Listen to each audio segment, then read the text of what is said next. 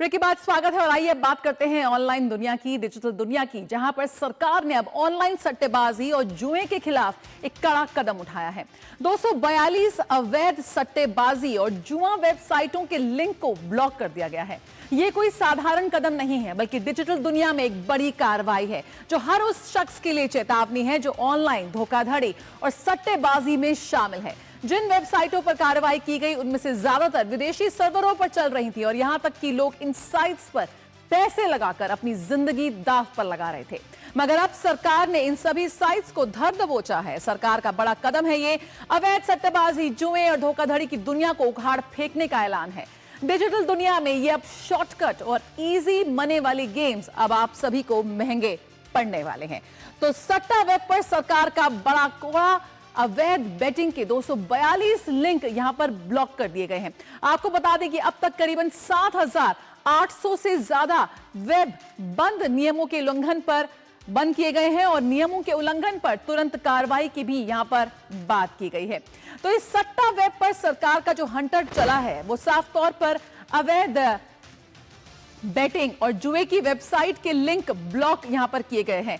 मेटी ने शुक्रवार को 242 वेबसाइटों को यहां पर ब्लॉक कर दिया है और ऑनलाइन गेमिंग एक्ट की अगर हम बात करें तो उसके पास होने के बाद लगातार बड़ी कार्रवाई हो रही है। ऑनलाइन गेमिंग अधिनियम 2025 में 25 जब पारित हुआ था, अब तक करीबन 7,800 से अधिक वेबसाइट्स ब्लॉक हो गई हैं। साफ तौर पर यहां पर युवाओं की जो सुरक्षा के लिए सरकार प्रतिबद्ध है। वित्तीय और सामाजिक नुकसान से भी बचाना साफ तौर पर सरकार का उद्देश्य है। किस तरह से युवाओं की सुरक्षा के लिहाज से एक कदम उठाया गया है, हम यहां पर देख रहे हैं। कैसे डिजिटल प्लेटफॉर्म्स पर सरकार की सख्त निगरानी है, वो भी हम देख रहे हैं। यहां पर कई परिवार इस पूरी ऑनलाइन बेटिंग की लत के चलते बर्बाद हो गए और यकीनन ऐसे में सरकार का कदम उठाना बेहद जरूरी हो गया था। नियमों का उल्लंघन करने पर भी यहां पर सख्त कार्रवाई की बात की गई है। तो किस तरह से यहां पर सरकार का पूरा मजबूत कूड़ा चला है वो हम यहां पे देख रहे हैं। ऑनलाइन गेमिंग से जो जो नुकसान था उसकी भी एक झलक देख लीजिए। WHO की इंटरनेशनल क्लासिक की अगर हम बात करें तो क्लासिफिकेशन ऑफ डिजिटल स्टडीज ने भी इस बात का जिक्र किया है। WHO ने गेमिंग डिसऑर्डर को लेकर हेल्थ कंडीशन भी माना है और किस तरह से लोग इसको लत पड़ जाती है वो भी हम देख रहे हैं। गेमिंग प्लेटफॉर्म ने बच्चों को बहुत नुकसान पहुंचाया है। कैसे वो इसके दौरान अपना कंट्रोल खो देते हैं, कैसे यूजर्स रोजाना के दूसरे कामों को नजरअंदाज कर देते हैं, उनको इसकी लत लग जाती है। नुकसानदायक नतीजों के बावजूद इसको जारी रखते हैं और कई परिवारों ने भी अपनी बचत खो दी है, अपने परिवारजनों को भी खो दिया है और कैसे युवा इसका आदी हो रहे थे, इसकी लत उन्हें पड़ रही थी, ये सब हम देख रहे हैं। कुछ दिल दहला देने वाले मामले भी सामने आए हैं। गेम से जुड़ी पैसे की तंगी के कारण आत्महत्याएं तक हुई हैं और सरकार ने इन खतरों को पहचाना है, समझा है और उसके बाद ये कड़ी कार्रवाई की गई है। शैलेंद्र मिश्र हमारे साथ जुड़ रहे हैं इस वक्त और जानकारी के साथ जुड़ते हैं। शैलेंद्र, यहां पर इन वेबसाइट्स को ब्लॉक किया है, ये ऐसी वेबसाइट्स हैं जिनका जो विदेशों से चल रहे सर्वर से चलती थी, लेकिन अब आगे का क्या होगा? क्या ये दूसरे नाम से फिर आ जाएंगी? क्या कुछ है इस वक्त जो रणनीति है सरकार की इन वेबसाइट्स पर कड़ा प्रहार करने की? यह देखिए, क्या कुछ बदलाव आया है बीते महीनों में, ये समझना जरूरी है। जब ऑनलाइन गेमिंग की वजह से, मनी गेमिंग की वजह से हमने देखा कि लाखों परिवारों को बहुत नुकसान झेलना पड़ रहा था, बच्चे बर्बाद हो रहे थे, तब सरकार एक बिल लेकर आई जो कानून बन गया, ऑनलाइन गेमिंग को रेगुलेशन से जुड़ा बिल। और वो जब प्रभावी कानून बना तो इससे हुआ क्या, इसकी निगरानी बेहतर हुई और निर्देश देने के बाद इन वेबसाइट को ब्लॉक करना आसान हो गया। और इसमें नियम क्या है? इसमें नियम है कि जो संचालक जो ऐसे ऑनलाइन जुआ गेमिंग करते हैं, मनी गेमिंग करते हैं, उनकी जिम्मेदारी तय की गई, यानी उन तक कानून की पहुंच हुई और उन्हें आगे जो सजा के प्रावधान है वो सब तो होंगे ही। तो इस कानून के बनने के बाद पहली बात तो है कि लोगों में जागरूकता आई कि ऑनलाइन ई स्पोर्ट अलग बात है और ऑनलाइन मनी गेमिंग जो बैन हो चुकी है अब वो इलीगल है, अवैध है।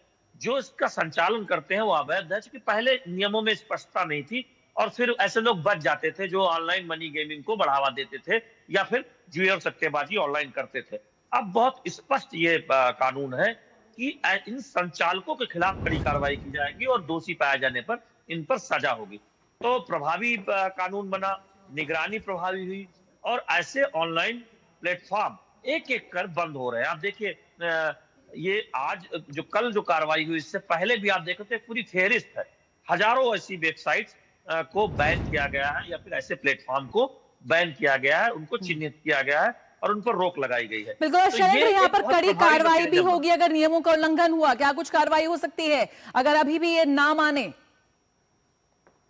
देखिए जो वेबसाइट बैन हुई है वो तो बैन ही रहेंगी, यानी कि उन प्लेटफॉर्म पर अब कोई ऑनलाइन मनी गेमिंग नहीं होगी। संचालक, इसके जो लोग इसके संचालक हैं, जो इसमें एक तरह से देखें इसके मालिक हैं या इस प्लेटफॉर्म को चलाते हैं, उन पर सजा के प्रावधान है, 3 साल 5 साल, यानी वो बच नहीं सकते। पहले इस तरह का कोई नियम नहीं था।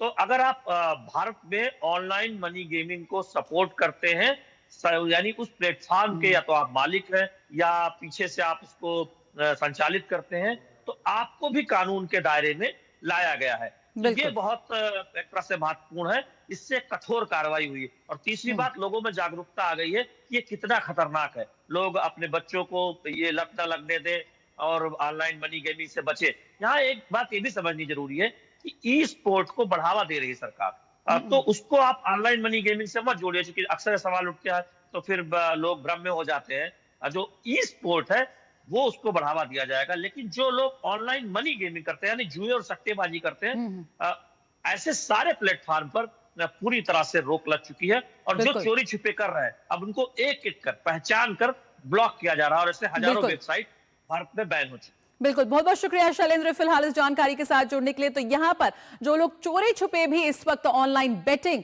और ऑनलाइन जुएबाजी कर रहे हैं, उनके लिए एक बहुत ही कड़ी चेतावनी सरकार की ओर से आई है। बढ़ेंगे अपनी अगली खबर की ओर। यहाँ पर फिर भी आपको बता दें कि किस तरह से यहाँ पर ट्रंप